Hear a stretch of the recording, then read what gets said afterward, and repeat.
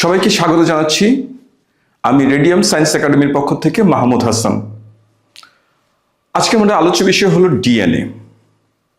DNA জীবনের আণবিক ভিত্তি, বংশগতির মৌলিক উপকরণ, বংশগতির ধারক ও বাহক, জীবনের মাস্টার ব্লুপ্রিন্ট, এই সব কিছুর মূলে হলো ডিএনএ। ডিএনএ বলতে আমরা এই জিনিসগুলোকেই বুঝি। তাহলে আজকে আমরা ডিএনএ সম্পর্কে বিস্তারিতভাবে জানব। বলেছিলাম যে নিউক্লিক অ্যাসিড সম্পর্কে আমরা ডিটেলসে জানবো, জীবনের রহস্য উন্মোচন করব। আর জীবনের রহস্য উন্মোচনের এই প্রধান বিষয় হলো ডিএনএ।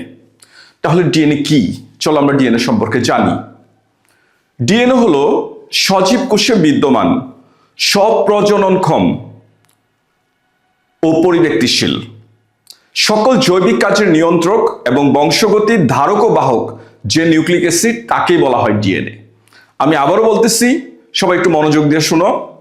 সজীব কোষে বিদ্যমান, স্বপ্রজননক্ষম ও পরিব্যক্তিশীল সকল জৈবিক কাজের নিয়ন্ত্রক এবং বংশগতির ধারক ও বাহক যে নিউক্লিক অ্যাসিড, আমরা তাকেই বলি ডিএনএ। তাহলে ডিএনএ কে আবিষ্কার করেছেন? 1953 সালে মার্কিন জীববিজ্ঞানী জেডি ওয়াটসন এবং একজন ইংরেজ রসায়নবিদ এফএসসি ক্রিক, তারা দুজন রোজালিন্ড ফ্রাঙ্কলিন তার এক্সরের ভিত্তিতে, আণবিক এক্সরের ভিত্তিতে তারা ডিএনএর একটা ডাবল হেলিক্স মডেল আমাদের সামনে তুলে ধরেন। তাহলে এই হলো সেই ডিএনএর ডাবল হেলিক্স মডেল। আমরা আজকে এই মডেল সম্পর্কে বিস্তারিতভাবে জানব। তাহলে চলো আমরা এই মডেল বিস্তারিতভাবে জানার আগে আমরা একটু জানি ডিএনএ আসলে কি দিয়ে তৈরি। ডিএনএর মূল উপকরণ হলো তিনটি। এই তিনটি জিনিস মিলিয়ে হয় নিউক্লিওটাইড।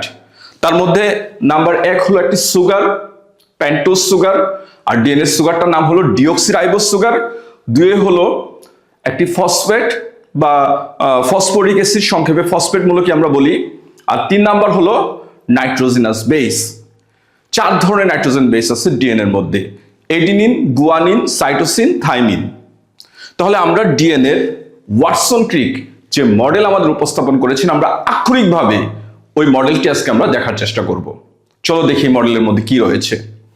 1 নম্বর পয়েন্ট, ডিএনএ অণু দ্বিসূত্রক, বিন্যাস ডান থেকে বাম দিকে ঘোরানো, পেঁচানো সিঁড়ির নেই। তোমরা রাজবাড়িতে খেয়াল করছো, পেঁচানো লোহার সিঁড়ি থাকে। পেঁচানো যে ঘোরানো লোহার সিঁড়ির ডিএনএর গঠনটা অনেকটা এরকম। তাহলে আমরা প্রথম পয়েন্ট জানলাম কি? ডিএনএ দ্বিসূত্রক, বিন্যাস ডান থেকে বাম দিকে ঘোরানো, পেঁচানো সিঁড়ির নেই, এবং এটার আবর্ত থাকে ডানাবর্তে, ডান দিকে ঘোরানো, পেঁচানো সিঁড়ির নেই। আমরা চলো দেখি দ্বিতীয় পয়েন্টে কি আছে।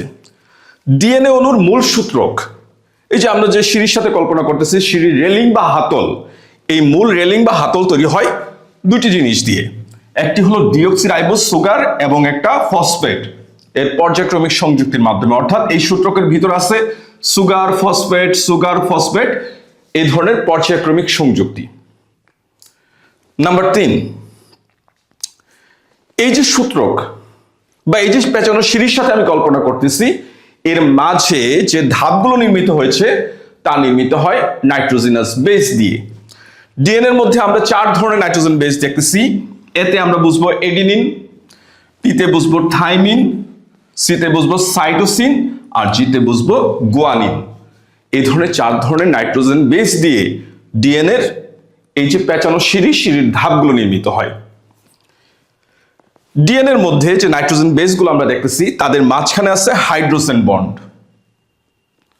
এটা হলো, আমরা রসায়নে পড়েছি, সবচেয়ে দুর্বল বন্ড বা ভ্যান ডার ওয়ালসের বন্ড, আর এই বন্ডটাই হলো হাইড্রোজেন বন্ড।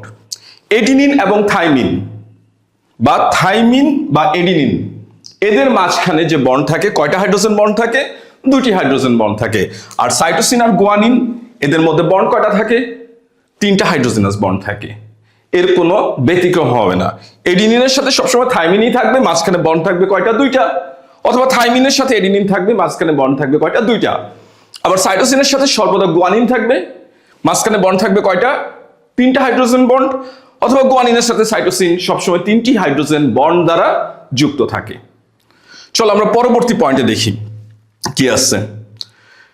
পরবর্তী পয়েন্টটি হলো এরকম যে এইটুকুকে বলা হয় একটা নিউক্লিওটাইড। দেখো এই পাশে আমরা আরেকটা নিউক্লিওটাইড হিসাব করতেছি, অর্থাৎ একটা সুগার, একটা ফসফেট এবং একটা নাইট্রোজেনাস বেস, এই 3টি অংশ মিলে তৈরি হয় নিউক্লিওটাইড। তাহলে এটি মানে এক জোড়া নিউক্লিওটাইড। তাহলে এখানে পয়েন্ট হলো এরকম, একটি নিউক্লিওটাইডের তৃতীয় কার্বন পরমাণুর সাথে ফসফেটটি যুক্ত থাকলেও অপর নিউক্লিওটাইডের পঞ্চম কার্বন পরমাণুর সাথে ফসফেটটি যুক্ত থাকে, তবে নাইট্রোজেনাস বেস সর্বদা 1 নম্বর কার্বনের সাথেই যুক্ত থাকে। আমি আবারও বলছি, পয়েন্টটা একটু মনোযোগ দিয়ে শোনো, সবচেয়ে ইম্পর্টেন্ট পয়েন্ট এটা। একটা নিউক্লিওটাইডের তৃতীয় কার্বন পরমাণুর সাথে ফসফেট মূলকটি যুক্ত থাকলেও অপর নিউক্লিওটাইডের পঞ্চম কার্বন পরমাণুর সাথে ফসফেটটি যুক্ত থাকবে। আর মাঝখানে যে সুগারটা, এই সুগারের 1 নম্বর কার্বনের সাথে নাইট্রোজেনাস বেসটা যুক্ত থাকে। এর কোন রকম ব্যত্যয় ঘটবে না, ব্যতিক্রম হবে না। চলো আমরা তারপরের পয়েন্টে যাই। তারপরে যে পয়েন্টটা, এটা আমরা একটু স্থূল গঠনের মধ্যে দেখব। ডিএনএ অণুর একটা পূর্ণাঙ্গ প্যাচের দৈর্ঘ্য, কত? 34 অ্যাংস্ট্রম। দৈর্ঘ্যের সবচেয়ে ক্ষুদ্রতম একক হলো অ্যাংস্ট্রম, যা মিলিমিটারেরও 10 লক্ষ ভাগের 1 ভাগ অ্যাংস্ট্রম। ডিএনএ অণুর একটা পূর্ণাঙ্গ প্যাচের দৈর্ঘ্য হলো 34 অ্যাংস্ট্রম। পূর্ণাঙ্গ প্যাচ আমরা কিভাবে হিসাব করি? আমরা ফিজিক্সে যখন পড়ছি তরঙ্গ দৈর্ঘ্য, একটা পূর্ণাঙ্গ কম্পন সম্পন্ন হতে কি হয়? একটা শীর্ষবিন্দু থেকে পাদবিন্দু হয়ে আরেকটা শীর্ষবিন্দু পর্যন্ত দূরত্বকে আমরা বলি একটা পূর্ণাঙ্গ প্যাচের দূরত্ব। এখানেও সেম ঘটনাটাই ঘটেছে। আমরা যে কোনো একটা সূত্রকের ক্ষেত্রে খেয়াল করি, এটা ধরি তার শীর্ষবিন্দু, তাহলে এটা হচ্ছে তার পাদবিন্দু, আরেকটা শীর্ষবিন্দু পর্যন্ত দূরত্ব হইতেছে একটা পূর্ণাঙ্গ প্যাচের দূরত্ব। আর খেয়াল করি এই পূর্ণাঙ্গ প্যাচের এখানে 10 জোড়া নিউক্লিওটাইড থাকে, এটি মানে এক জোড়া নিউক্লিওটাইড। আর এখানে আমরা দেখতেছি কতগুলো আছে পূর্ণাঙ্গ প্যাচের মধ্যে? 10 জোড়া নিউক্লিওটাইড। দেখো একটু খেয়াল করে, এখানে মাঝখানে আছে 3 জোড়া নিউক্লিওটাইড। এই বক্সের মতো এই মাঝখানে যে জায়গাটা আছে, এখানে আছে 5 জোড়া নিউক্লিওটাইড, আর উপরে কয় জোড়া? 2 জোড়া নিউক্লিওটাইড। আমরা যদি উপরে 3 জোড়া নিউক্লিওটাইড ধরে নিতাম, তাহলে এখানে 2 জোড়ার মধ্যে এসে শেষ হয়ে যেত। এখানে যেহেতু আমরা 3 জোড়া ধরছি, তাহলে উপর আমরা শেষ করছি কয় জোড়াতে? 2 জোড়া নিউক্লিওটাইডে। এরও কোনো রকম ব্যতিক্রম হবে না। আর এইটুকু হচ্ছে পূর্ণাঙ্গ প্যাচের দূরত্ব, কত বলছি? 34 অ্যাংস্ট্রম। অথবা আমরা যদি ন্যানোমিটারে হিসাব করি, 3.4 ন্যানোমিটার। 10 অ্যাংস্ট্রমে হয় 1 ন্যানোমিটার। দৈর্ঘ্যের আরেকটা ক্ষুদ্রতম একক হলো ন্যানোমিটার। যাই হোক, এখানে আমরা দেখছি তাহলে 10 জোড়ার জন্য যদি 34 অ্যাংস্ট্রম হয়, তাহলে 1 জোড়ার দূরত্ব কত? 3.4 অ্যাংস্ট্রম, অথবা হতে পারে 0.34 ন্যানোমিটার। এটা হইতেছে 1 জোড়া নিউক্লিওটাইডের মাঝখানের দূরত্ব। ডিএনএর এই পূর্ণাঙ্গ প্যাচের মধ্যে 10 জোড়া নিউক্লিওটাইড থাকলেও এখানে সবসময় কতগুলা? 25টা হাইড্রোজেন বন্ড থাকবে। আমরা যদি একটু খেয়াল করি, এখানে কয় জোড়া? 10 জোড়া নিউক্লিওটাইড, কিন্তু হাইড্রোজেন বন্ড কতগুলো আছে? চলো আমরা একটু হিসাব করি। এখানে আছে 2টা, তারপরে 3টা, কয়টা হলো? 5টা, আর 2টা 7টা, তারপরে কয়টা হলো? আর 3টা হলে কয়টা হবে? 10টা। তারপর উপরে 2টা 12টা, তারপরে হইতেছে কয়টা? 15টা, 2টা 17টা, আবার 3টা 20টা, 22টা। দেখো আমাদের 25টা হাইড্রোজেন বন্ড কিন্তু মিলে গেছে।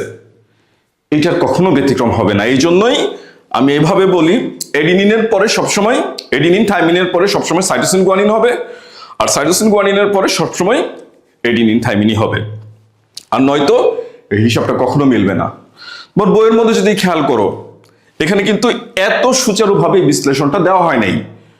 যাই হোক, আমরা আঁকার সময় আক্ষরিকভাবে ওয়াটসন ক্রিকের মডেলটা অনুসরণ করার চেষ্টা করব। সর্বশেষ পয়েন্ট আমরা এটাই বলবো যে ডিএনএ অণুর আণবিক ওজন 10⁶ থেকে 10⁹ AMU অথবা ডাল্টন আণবিক ওজনের একক। অর্থাৎ ডিএনএ হইতেছে, দেখো কত বিশাল বড় একটা অণু, যার আণবিক ওজন শুরু হয় 10 লক্ষ থেকে কত হইতে পারে? 100 কোটি পর্যন্ত হইতে পারে। একটা হিউম্যান ডিএনএর দৈর্ঘ্য 5 ফুট পর্যন্ত লম্বা হতে পারে। আমাদের ক্রোমোজোমের ভিতরে এই ডিএনএটা পেছানো অবস্থায় থাকে।